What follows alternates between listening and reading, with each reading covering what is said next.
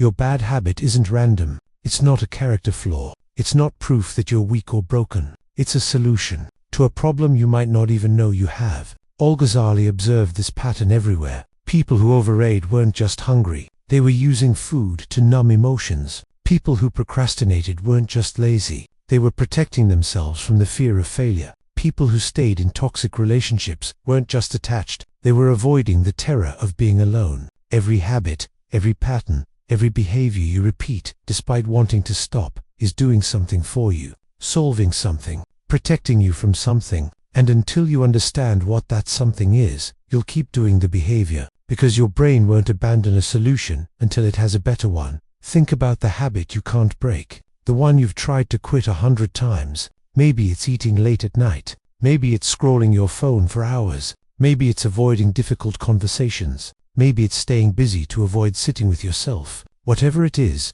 you've told yourself over and over that you need to stop. You've made plans, set goals, promised yourself this time will be different, but it never is. And you blame yourself. You think you lack willpower. You think you're undisciplined. You think something is wrong with you. But Al-Ghazali would tell you to stop looking at yourself as the problem and start looking at the habit as the solution, because that's what it is. Your brain doesn't do things randomly. It doesn't waste energy on pointless behaviors. If you keep doing something, if you keep returning to it despite consciously wanting to stop, it's because that behavior is serving a purpose, and that purpose is hidden from you, operating below your conscious awareness, but very real to your subconscious mind. He called this the hidden benefit, the secret payoff, and he observed that every person struggling with a persistent habit was getting something from that habit, something they needed, something they weren't getting anywhere else. And until they identified what that something was, until they found another way to meet that need, the habit would never break.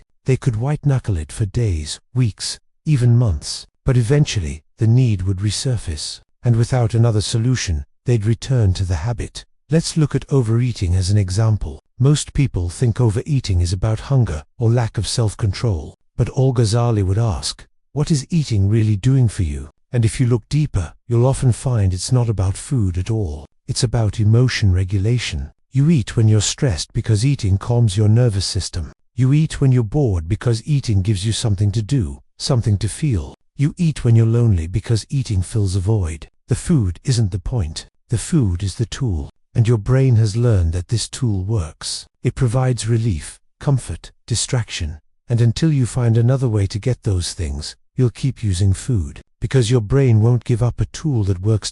Or take procrastination. People think procrastinators are just lazy, undisciplined, poor time managers. But that's not what Al-Ghazali saw. He saw people protecting themselves. From what? From the possibility of failure, from judgment, from discovering they're not as capable as they hoped. When you procrastinate, you create a buffer. If you fail, you can blame the lack of time. You can say, I didn't really try. I could have done better if I'd started earlier. But if you give it your full effort and still fail, then there's no excuse. Then you have to face the possibility that you're not good enough. And that's terrifying. So you procrastinate, not because you're lazy, but because you're afraid. And procrastination protects you from that fear. It's working, just not in the way you want it to. Phone scrolling is another one. You know you do it too much. You know it's stealing your time, your attention, your presence. But you can't stop. Why? Because scrolling is doing something for you. It's filling empty moments, numbing uncomfortable emotions, giving you a sense of connection without the vulnerability of real connection,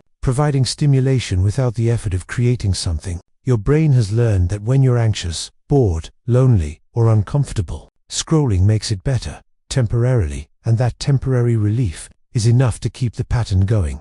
Al-Ghazali identified 3 main hidden benefits that keep bad habits alive: emotional regulation, identity protection, and connection substitute. And most persistent habits fall into one of these categories. Emotional regulation is the most common. You use the habit to manage feelings you don't want to feel.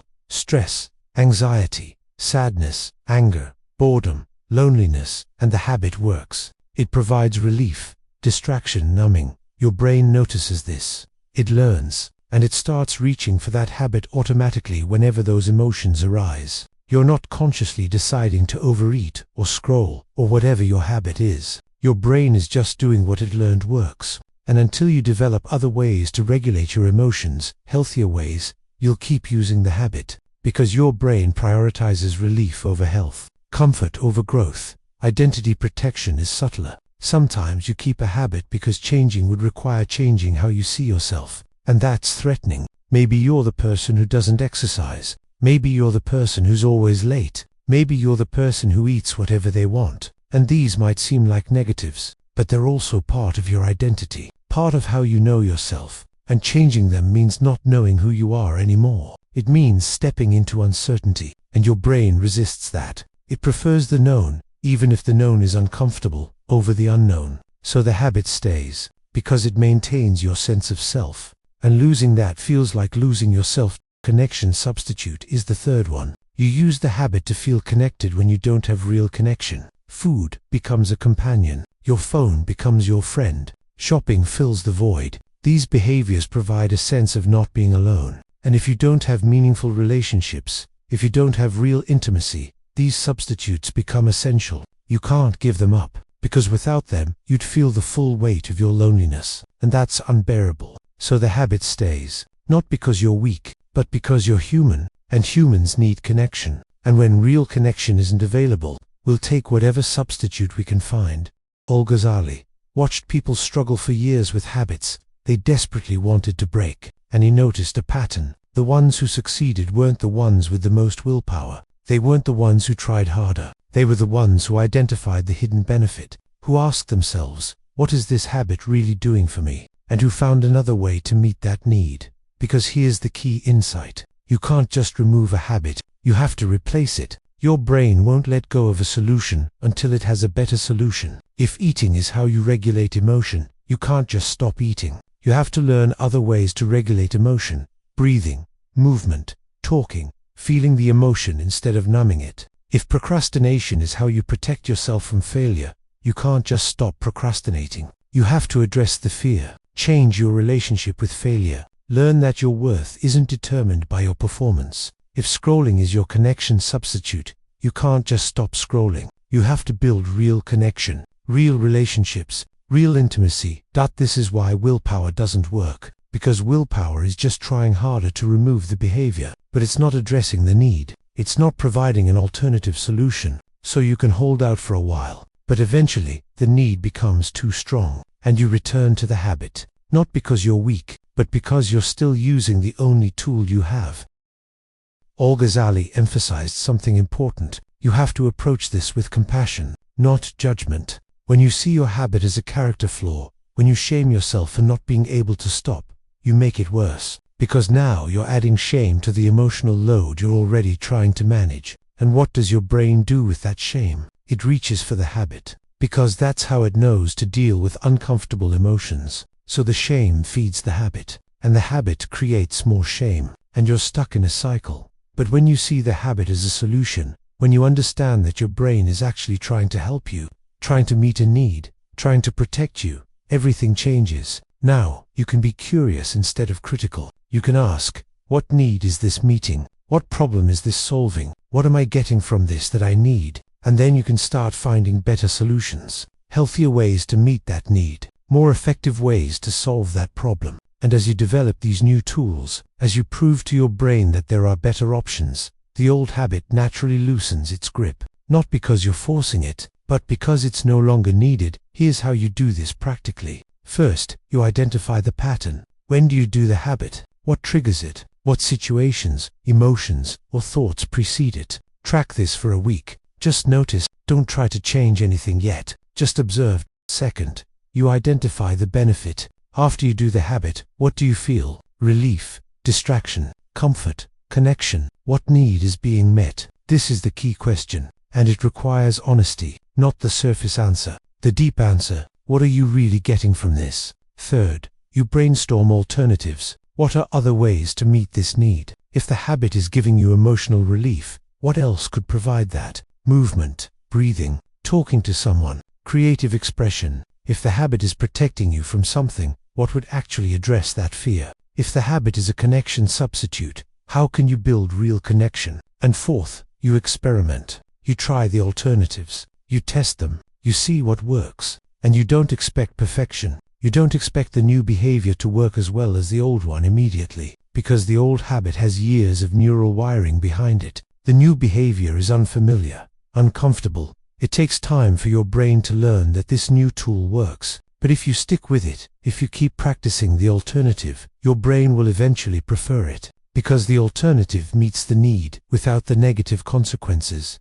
Al-Ghazali also observed something important about timing. People often try to break habits when they're at their weakest, when stress is high, when support is low, when life is chaotic, and they fail, and they think they'll never succeed. But the problem wasn't them, it was the timing, because breaking a habit requires resources, mental energy, emotional capacity, support, and when you're depleted, when you're overwhelmed, you don't have those resources. So the habit wins, not because you're incapable, but because you chose the wrong moment. He suggested starting small, not trying to overhaul your entire life at once, but picking one habit, the one that's creating the most pain, and focusing on that, understanding it, finding its hidden benefit, developing alternatives, and giving yourself time, months, not days, because lasting change is slow, it's incremental, it's built through consistent small steps, not dramatic transformations. And he emphasized the importance of environment.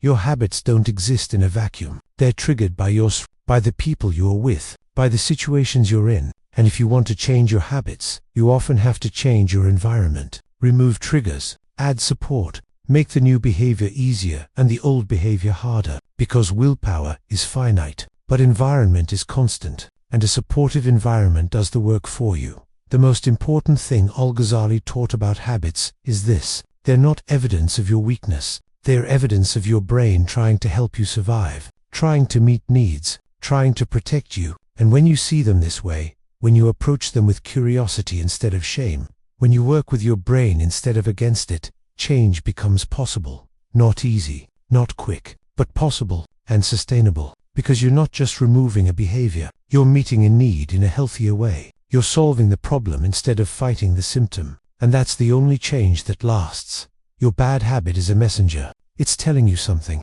about a need you have, a problem you're facing, a fear you're carrying. And until you listen to that message, until you address what it's pointing to, the habit will stay. Not because you're weak, but because you're human, and humans need solutions. And your brain will keep using the solutions it has until you give it better ones. So stop fighting the habit. Start understanding it. Stop judging yourself. Start getting curious. Stop trying harder. Start trying smarter. Because the habit isn't your enemy, it's your teacher. And once you learn what it's trying to teach you, once you meet the need it's pointing to, you'll finally be free. Not through force, but through understanding. And that freedom will last. Because it's not built on willpower. It's built on meeting your actual needs. And that's something your brain can finally support.